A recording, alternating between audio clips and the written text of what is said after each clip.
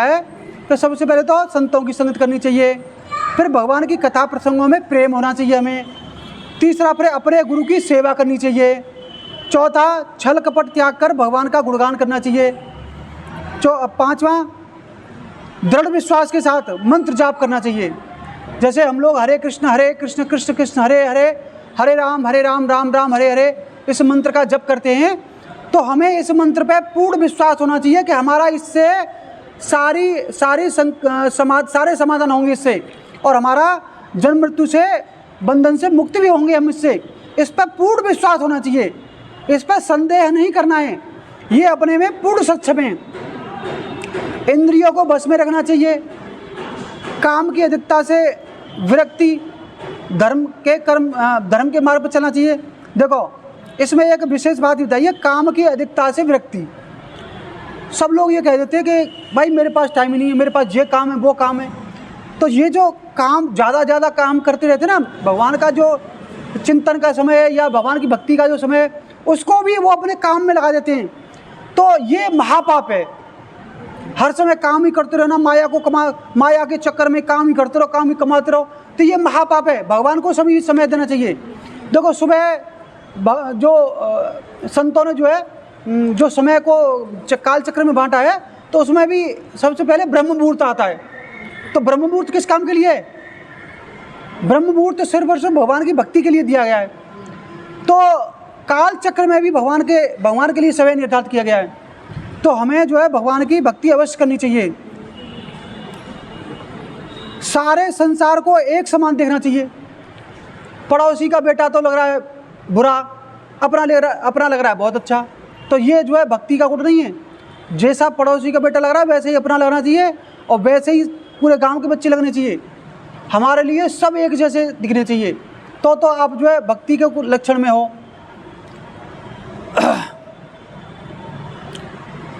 और भगवान एक बात को कह रहे हैं कि संतों का तो सम्मान मुझसे भी ज़्यादा करो। भक्ति का ये भक्ति है। अगर आप संतों का सम्मान भगवान से भी ज़्यादा करते हो तो भगवान उससे बहुत प्रसन्न होते हैं। जो लाभ प्राप्त हो उसी में संतोष होना चाहिए। अगली भक्ति है जो आपको भगवान ने दे दिया, या आप खेती करते हो तो खेती में जो कुछ भी मिल गया, या कोई बिजनेस कर रहे हो तो उसमें जो कुछ भी मिल गया, तो उसी में आपको संतोष करना चाहिए। ये नहीं कि जो है मेरे को तो बहुत घाटा हो गया और मेरा तो बहुत नुकसान हो गया, भगवान ने मुझे कुछ नहीं दिया और भगवान ने मेरा जो है मेरे ऊपर कृपा नहीं की, ये नहीं किया वो नहीं किया। तो ये सब नहीं करना चाहिए हमें। और दूसरे में दोष तो हमें सपने में भी नहीं देखना चाहिए। देखो रेलवे स्टेशन पे एक पंडित जी महाराज बैठे थे और 10-12 लोग बैठे थे पास में।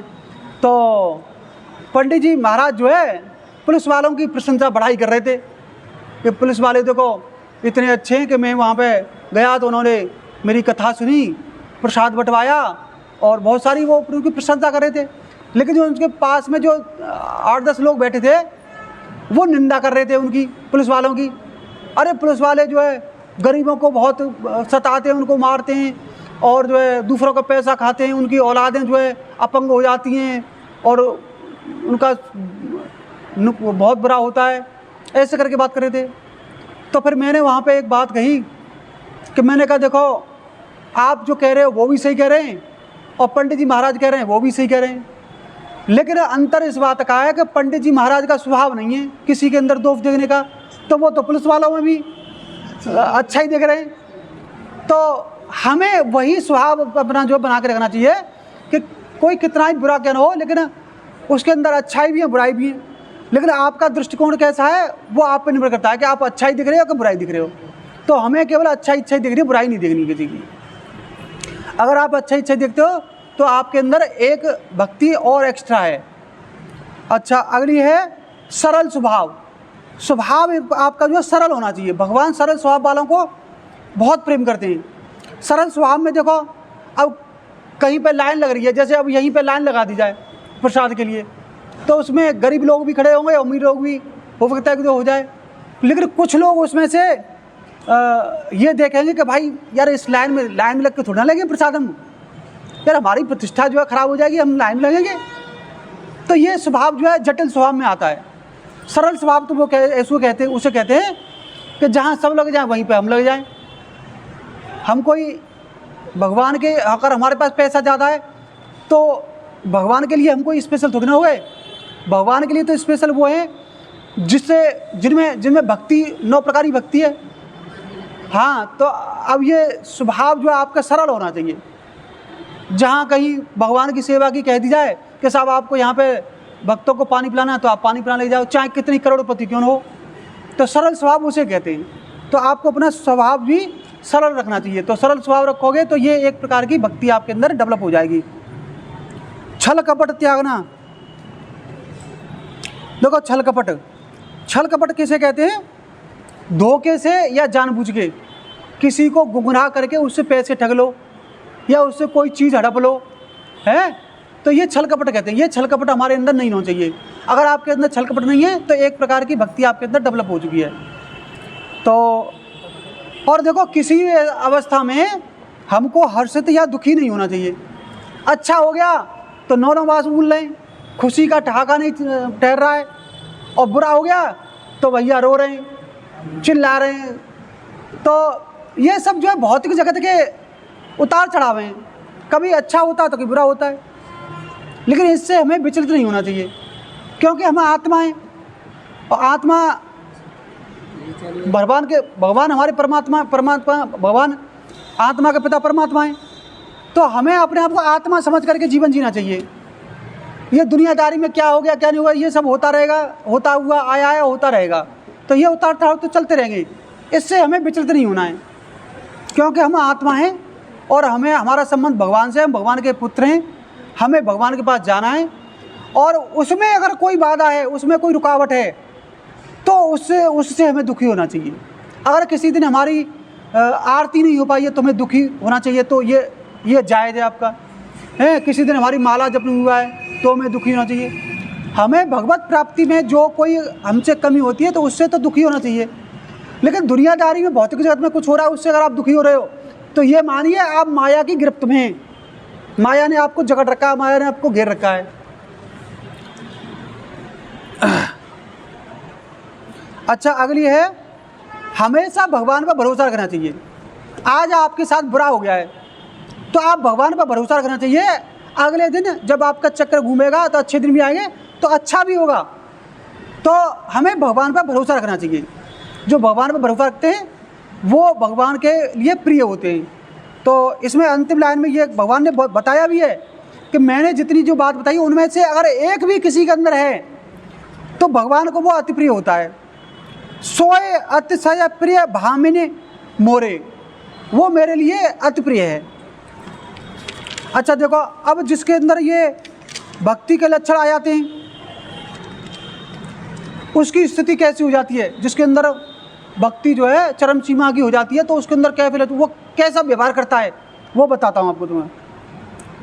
मम गुण गावत पुलक शरीरा, गद गद गिरा नयन बहनीरा, काम आदि मद दम न जाके तात निरंतर बस में ताके। आप भगवान को अपनी बात मनवाने की तो छोड़ा, आप भगवान को अपने बस में कर सकते हो। और बस में करने का क्या उपाय बताया है? मम गुण गावत पुलक शरीरा, गद गद गिरा नयन बहरीरा, काम आदि मद दम न जाके तात निरंतर बस में ताके। ऐसा व्यक्ति जिसके अंदर काम मद और दम्भ, काम मद और दम्भ क्या होता है? काम का मतलब कामनाएं भरी पड़ी हैं। मेरा घर बन जाए, मेरे बेटे की शादी हो जाए, मेरे बेटे का ब्याह हो जाए, मेरी लड़की की शादी हो जाए, मेरा जो हो जाए वो हो जाए, मतलब इतनी सारी कामनाएं भरी पड़ी रहती ना। तो ये सब जो है नहीं होनी चाहिए। केवल सिर्फ और सिर्फ भगवान को पाने की कामना होनी चाहिए। मद कहते हैं घमंड को। घमंड में चूरो, मेरे पास इतना पैसा, मेरे पास ये, यार ये छोटी मोटी कथा कर रहे हैं, इनके पास मैं क्यों बैठूँ, ये छोटे मोटे लोग हैं, इनके पास मेरा बैठने से मेरी इमेज खराब हो जाएगी, मैं क्यों बैठूँ उनके पास में। तो ये भी नहीं होना चाहिए घमंड। दम्भ कहते हैं दिखावटीपन, बनावटीपन। बस आर्ट में दिखावा के लिए कर रहे हैं, दिखावा के लिए बैठ गए या दिखावा के लिए ढोल बजवा रहे हैं और भैया नाच रहे हैं, कूद रहे हैं, सब दिखावा कर रहे हैं। तो ये दिखावा ही नहीं करना चाहिए। तो ऐसा व्यक्ति जिसके अंदर काम मद और दम्भ नहीं हो, मेरा गुण गाते समय जिसका शरीर पुलकित हो जाए, हरे कृष्ण कृष्ण कृष्ण हरे हरे, हरे राम राम राम हरे हरे। अगर आप ऐसे जो है भगवान को जप रहे हो, भगवान का जो है याद कर रहे हो, और करते करते आपका जो रोंगटा खड़ा हो जाए, रोम रोम आपका जो खड़ा हो जाए, वाणी गदगद हो जाए, गला मंत्र को जपते जपते आपका जो गला रुंध जाएगा, आपके अंदर से आवाज़ निकलना भी कठिन हो जाएगा। जब आपके अंदर करुणा आएगी, भगवान के प्रति प्रेम जागृत होगा, भक्ति जागृत होगी, तो ऐसी स्थिति आएगी कि आप मंत्र को जपते जपते आपके अंदर गला जो रुंध जाएगा और गले से आवाज़ निकलना भी बंद हो जाएगा। आंखों से आंसू चलना शुरू हो जाएंगे, भगवान के प्रति इतना प्रेम आ जाएगा कि आंखों से आंसू चल रहे हैं, भगवान को जप रहे हैं, भगवान को स्मरण कर रहे हैं और आंखों से आंसू चल रहे हैं। ऐसा भक्त जिसका रोम रोम भगवान का नाम लेते हैं समय जब खड़ा हो जाए, गला गिर जाए, आंखों से आंसू चलने लग जाए भगवान को याद करते करते, तो ऐसा भक्त जो है, ऐसे भक्त के भगवान जो है हमेशा बस में रहते हैं। हमेशा भगवान ऐसे भक्त के लिए तत्पर रहते हैं। तो हमें भक्ति कर रहे हैं ठीक है, लेकिन जब तक ये लक्षण नहीं आ रहा तब तक भक्ति आपकी उच्च स्तर की नहीं है। तो इस स्तर पे हमें आने का प्रयास करना